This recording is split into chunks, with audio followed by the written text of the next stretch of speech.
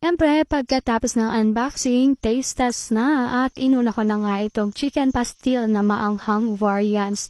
Ayan, kuha tayo ng mainit-init ng kanin. Ang ulam nga pala namin ay tortang talong. At ito na nga yung chicken pastil. Grabe yung amoy nito, napapataka mga mima. At ayan, nagsunod-sunod na nga ang aking subo. Wala nang diet-diet mga mima. Ayan, mag-day 1 na lang ulit tayo. Uy, at panay kuha ko ng kanin at saka ng chicken pastil. So, pasok na pasok sa panlasa ko itong chicken pastil kagaya nung kanilang alamang. Ayan, mapapa-order ulit ako nito. Muntik ko nang maubos yung isang bottle sa isang upuan lang kung hindi ko lang pinigilan yung aking sarili. So, ayan mga mima, ilalagay ko siya sa yellow basket. I-try niyo na din.